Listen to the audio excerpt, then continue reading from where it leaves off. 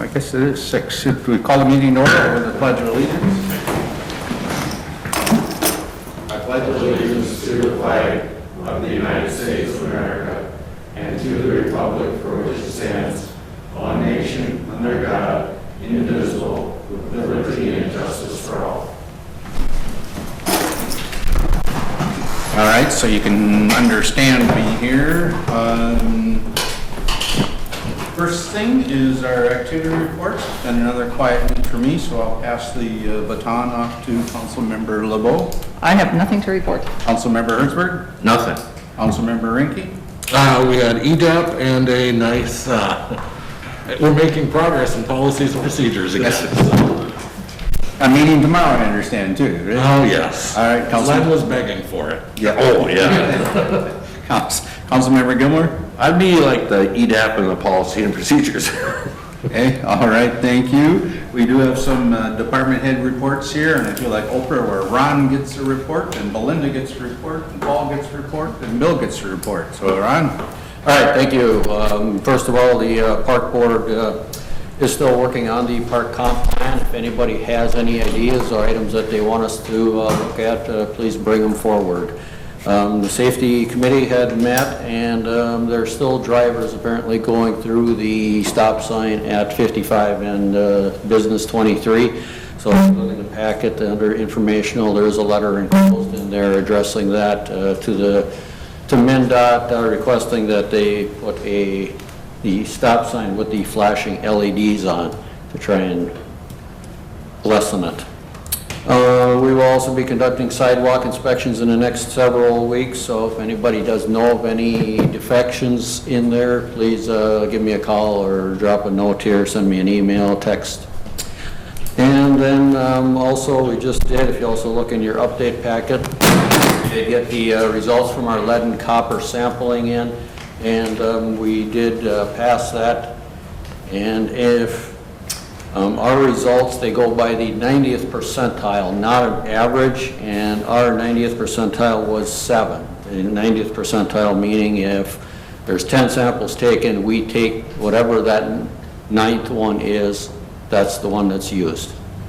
And so we were at a 7 on the lead and 7 parts per billion on lead and copper, and 267 on, correction, that's 7 parts per billion on lead. The action level is 15, 267 is the copper level that we had, and the action level there is 1,300. So if anybody has any questions on that, I'd be glad to answer those questions also. I just have a quick question for you and maybe Chief Wagner. About a month ago, I emailed about constituent was concerned with the crosswalk over on 55 by the high school. And I thought, Paul, you said maybe we could do some patrols over there, and Ron, I think we talked about maybe some signs. Just wondering if anything happened. I forgot to check up, but when you talked about the intersection, it jogged my memory. So before I forget again. At this point, no, I guess that intersection is one that we were going to meet with the school on and see if we could get that under the program, under the Safe Routes to Schools. Okay. As of yet, we have not met with the school. Okay. And as far as the PD goes, I believe the guys have all been made aware of it. I sat down there one day and just kind of watched. The tough part is if nobody's walking through there, it's, hard to monitor. But with school starting up, we'll probably spend a little more time watching that. Said I just remembered when Ron brought up the 55, so I thought I'd ask. Thanks. Can we put one of our speed zone signs down there? Well, that's a tricky question. One of the speed signs is supposed to be down there. We're still trying to get the approval from MnDOT to make that happen. We could probably put our portable one down there for the time being, maybe. So, Just a thought. yeah, as soon as we get approval from MnDOT, we'll get that other sign out there. We're just waiting on the company and MnDOT to play nice together and get it up, so.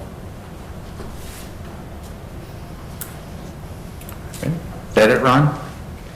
Yes, that's all I have. Okay, any other questions? If not, Belinda? I have just a couple things. The 12 semi-finalists for the city administrator position had the deadline of yesterday to complete their processes, so now that will come on the September 14th meeting.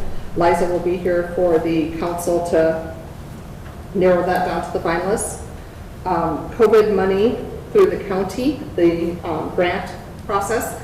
I've done an update to the council on Thursday. I do have a little more of an update. Nicole and I have been on the phone with each other quite a bit in the last few days. We have had one business in town apply. The county met today at 1 o'clock, and they are looking at potential extensions and dollar amount, raising that dollar amount as well. That has to go to their supervisors, so nothing's set yet. However, that is, they believe, things that will be changing with this in the next few days. At this point, we have not had to turn any money in. They changed that from the last time we met. Now, when businesses apply for the money and they need the money, they will contact us to get that money, but they will not take our $30,000 that we earmarked all at one time. It will go as needed. All right, And that's all I have. all right, thank you. Any questions? Was, I think when we talked about this last meeting, if the city could do their own CARES program after this one's over. Yes, they have we have to meet the guidelines of how we spend our COVID money, so if that's how we choose to spend them, we can do so. That didn't sound like that was a problem from the gentleman I talked to. But if they extend their deadline, that may change our thought process on that as well. Right, okay, good. Okay, thank you. Chief? Thank you. Just a couple updates on some stuff. We are finally back to staffing levels. Both Officer O'Brien and Officer Haig are out on their own. So we will be back to our normal staffing levels, providing 24-hour in-vehicle coverage. That coverage is basically based on the staffing levels that we have and maximizing the amount of coverage that we can get with the guys that we do have. The Tahoe is in. We're just waiting on some equipment right now to get that outfitted and get that squad back out on the road. We're going to have a few forfeitures that'll be coming up for sale as soon as we get the titles for them from the state. So hopefully within the next month or two, I will have some stuff to you guys for those. And both of our surplus Crown Vics are finally gone. And then I'll be meeting with our SROs tomorrow to discuss our plans for back to school. Talk with the schools as to what their plans are, and hopefully we'll have a good plan moving forward into an interesting year coming up. That's it. Questions? What did we get for the second Crown Vic? $450. Was that what you had talked about last month? Yep, and unfortunately, right after we had made the agreement and deal with them, literally probably an hour and a half to 2 hours later, I had somebody call about wanting the vehicle, and it's like, well, didn't really feel right reneging on the agreement we already had, so. No, there should have been ample time. Okay, thank you. Now, Bill. In your council packet tonight, you have all of our liquor store updates. I won't go into all the detail, but sales still remain about 29% above last year. And as of August, as of yesterday, we're still holding that pretty strong, so sales still continue to go as they are. We're going to be doing a couple hosting events through virtual, like everything's going virtual right now. We're going to be doing an event with Crown Royal. It'll be hosted on September 10th, where people can log in and learn how to make cocktails, since people are staying at home making drinks. This will be through our association. Then we're going to be doing one with Chateau Ste. Michelle. It'll be a virtual wine club, and you're going to be dealing with experts in the business. So we're still trying to keep that going, and we're going to try it with our board of directors first, see how it goes, and then roll it out to the rest of our association. So still trying to keep things going there. This Friday night, the 28th, we're hosting our second annual Fireman's Fundraiser. We have several firemen coming out with their equipment, and we encourage everyone to stop out and help fill the boot for their Relief Association. And we're going to have some Coors Light specials going from 3 to 8, and some super pricing on that. You'll see some things in the paper and online. And then this is kind of for informational only. Our liquor board met last month, or I guess this month, and we discussed the space issues and discussed what you guys had wanted us to go over. They're asking for council direction for short-term plans, long-term goals, and we're asking to be put on the next council agenda, so it gives you guys a little time to think about it, and then we can go back to our board and say, this is the goals that we should be looking at in the next couple years, 3 years, 5 years, and long-term plans. So we're asking for your help on that. So had good discussion on our board, so that's all I have. Okay, thank you. And just for the council, April is, the lease is up, correct? Correct. So that's kind of our short-term, Short-term, yeah. but we're looking at there, and we're looking at doing a 3-year lease. Minimum, Roger will do it was a 3 Minimum year. of 3, Yes. so then that's our next planning cycle there as to what happens after that. Then we start looking at 5 or 10 years down the road. So if council's got any guidance or any questions, to let Bill or Jennifer or anybody else on the... You're on. Inland. Yep. Inland. Inland. No, so, Yeah. any thoughts on that? Any other questions? Okay, if not, we'll move on in the consent agenda. We have on there the minutes from those 2 meetings to approve on page 1, the vouchers on page 2 totaling $265,354.82. And that's it. Motion to accept. Second. Motion by Hertzberg, seconded by LeBeau. Discussion. All in favor, aye? Aye. Opposed, none, that carried. And then the first item there, we have 2 things to deal with. One is Tim Miller is resigning from the fire department effective August 1st, so we're looking for a motion to accept that. And then the chief would like to start the hiring process for up to 3 firefighters and create an eligibility list. For looking for a motion to do that. I make the motion to accept the resignation of Tim Miller from the Painesville Fire Department effective August 1st, 2020. Second. Motion by LeBeau, seconded by Rinky to approve the resignation of Tim Miller as listed. Discussion. Does anybody know how many years did Tim have in? Not real long, has it been? I don't know, On and- not 10. Yeah. Oh, pretty close to 10, I bet. Right in there. Right, 8 to 10. Thank you. Okay. Anything else?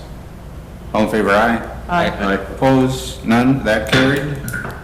I'll make the motion to start the hiring process for up to 3 firefighters and create an eligibility list for such. Second. Motion by Hertzberg, second by LeBeau to start the hiring process for up to 3 firefighters and create an eligibility list for such. Discussion. All in favor, aye? Aye. Opposed? None, and that one carried.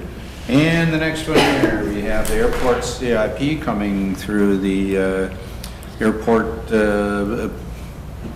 committee here, and Chuck will give us an update, or Ron, manager? Okay, so I can start. Okay. First of all, Chuck does all the work, and you get to report, right? Sure, why not, huh?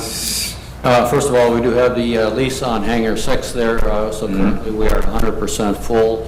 We are going to be losing one in September, so that will bring us back to the plan that we had to keep the one open for the daily, weeklies, and monthlies. In the CIP then, if you look at, we have in 2020, 21, and 22, we will be paying back our entitlements to the 3 communities that borrowed the money out to us. In 2023, we're going to be doing an update to our ALP, and that will include the runway length, crosswind runway, and any GIS that we do need to take care of there.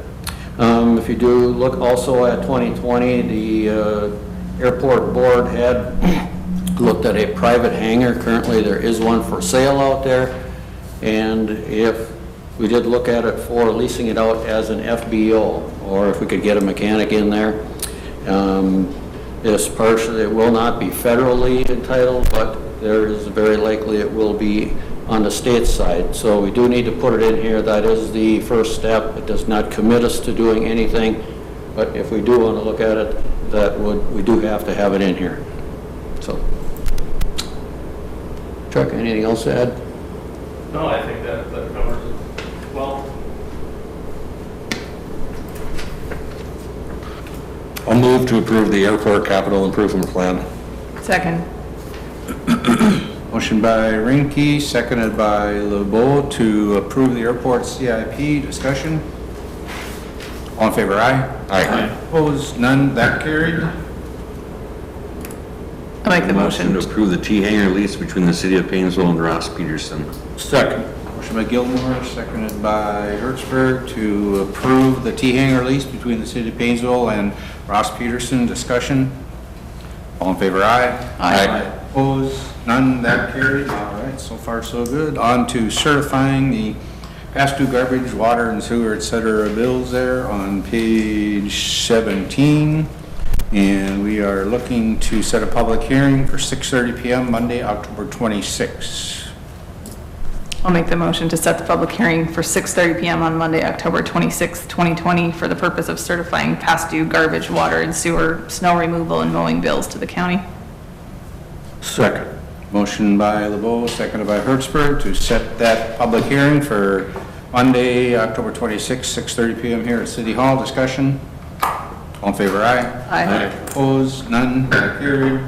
And the 2021 budget, a verbal report from Belinda here. Staff has been going through this, and budget and finance, and this is the council's first look, so. Yep, and this is just for informational only, just for you guys to get a look at it.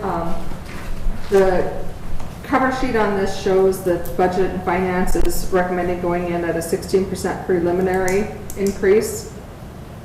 We have down there the actual increases in property tax dollars for 2011 forward, and we also have the percentages of increases from 5 to 16%, what you would be collecting in property taxes and what would have to be taken out of reserves to meet the budget as it sits right now. And that will come back on September 14th for approval for the prelim. So budget and finance thinks we should go in at 16%? Correct. You can always come down, you can't go up. Correct. Yep.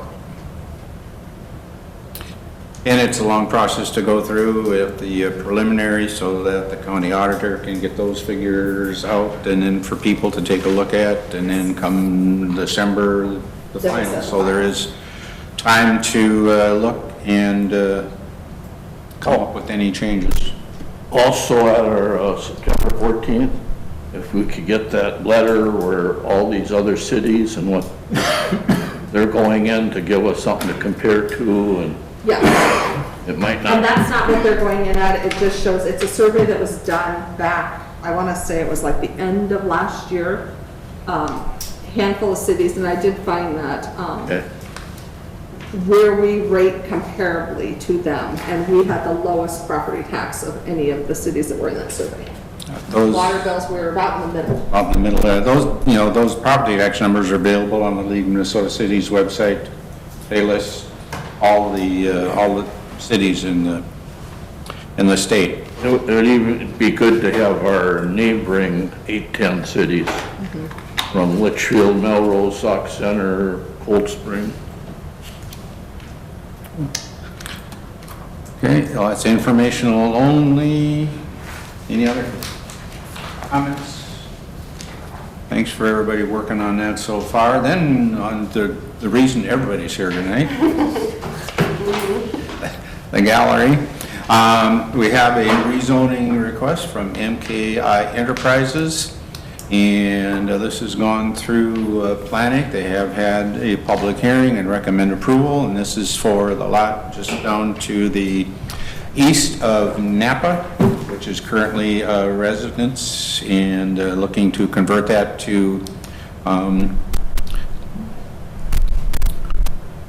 C2, correct, highway? C1. Oh, C1, okay.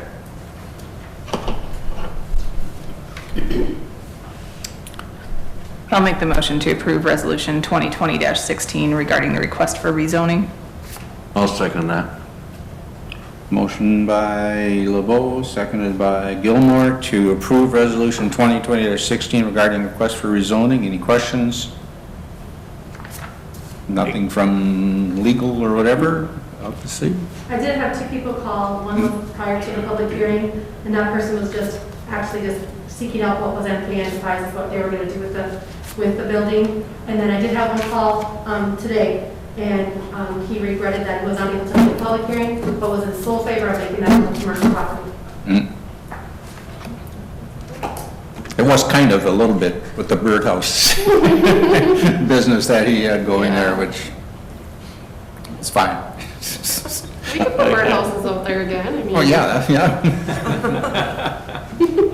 And it is right next to Napa and right on the Business 23. My only concern is, it was only a month ago when we said, ooh, the sky's falling because there's no low-cost housing, first-time home buyers. And this is a home that definitely is in that realm, and it gives me a little heartburn. I see both sides, and it's commercial all the way around it. But it was for sale. Nobody else bought it for a home. Well, And it wasn't for sale through this company. It was a different company. It's right by my house. It's 3 down from my house. right. So if nobody bought it, then they had the chance. And we did discuss that, Neil, at some length at planning too, including I brought up the fact that the housing study talked about needing to bring up more things. It was a concern. Ultimately, we decided that given the location and the business that's going in there, we think that the net effect long-term would be greater than the short-term loss of one house. Okay, anything else? I'm sure we're going to be setting a precedent that the 4 or 5 homes in that area down the road are gonna, well, some are zoned that way already, I believe, right, Ron? I would have to look at the zoning map. Jennifer could maybe answer. Because I thought the guy, when he was operating out of your shed, wasn't he commercial or not? No, that's all residential. Yours is residential, okay. So that's what I'm saying, we're probably setting a precedent that there's 4 or 5 homes. If you look at that block down there, and the block on Palmer, the house right behind me is commercial, the house across from me is commercial, down 2 houses is commercial. So there's already 1, 2, 3 businesses down past there, plus Napa up there, so that's 4.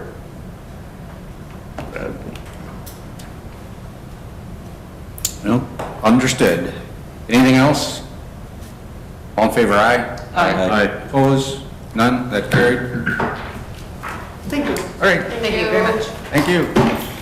Thank you.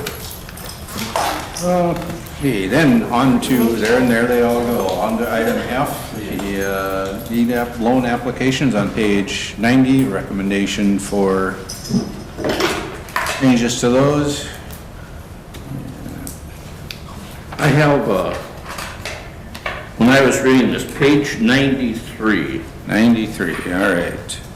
about halfway down under loans, terms and conditions, second paragraph. RFL should not exceed 50%, and then in parentheses it says 25. Good catch. There's an issue there. Where you at? Second paragraph under loan terms and conditions. Yep. Maybe, so, So it's gotta be one of the two. It does. Sean, do you remember which way that was? Was it 50% in our discussion, or Lynn, do you remember? 50% of the total projects. Maximum of the loan cash may be 25% of the largest loan involving loan balance. On the one paragraph, it's 25%. Yeah, right above it says 25%. So I would assume it's 25, I'm not, assuming 25 too, because typically. you look up like 6 lines? There's equity, required in the business, and Yeah, basically, we're gap financing, so I would say financing, and 50 would be a 25%. pretty large gap.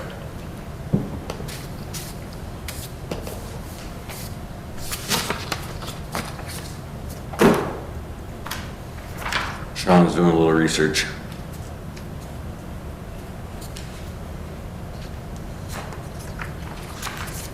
The prior version considered by EDAP on July 21st, that draft said 50. It's at 50.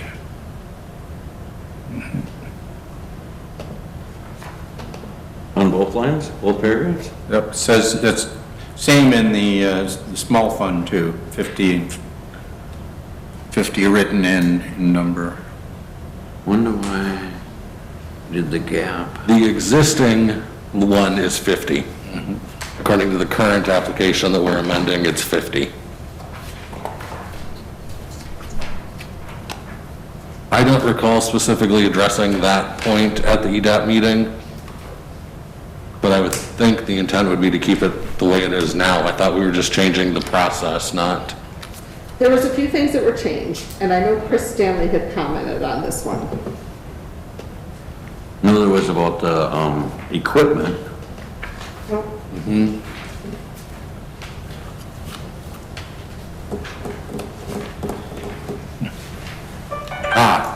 It was changed coming out of EDAP, from 50 to 25. Yes, and I was just going to say, I did find that in the minutes as well, but Jennifer's quicker than I am. And is this on the large one, right? That's on the large. John. Yeah, so I have Belinda's changes from the EDAP board meeting, and it should be, both of them were changed from 50 to 25. Should that be on the big and the small? I thought I the think the minutes... small was on to 50. Yeah, that's what the minutes said. And that, to me, that makes sense, because on the bigger ones, you typically would want, you know, an SBA or Yep. other financing involved there too. You don't necessarily want the city to be And on the small, they did not change it, they left it at 50. Yep. Because that's usually a $10,000 and less loan. Yep. Did that change at all? Or is that the way it was? Otherwise, what these are doing is cleaning them up, bringing them up a little more modern, and totally separating out, so your large loan doesn't have the criteria for the small, and the small loan act doesn't have the criteria for the large, to make long it as more it confusing. does, I Just just- what these are doing, The small one, but. Let me see what they did. and they have been approved by EDAP board.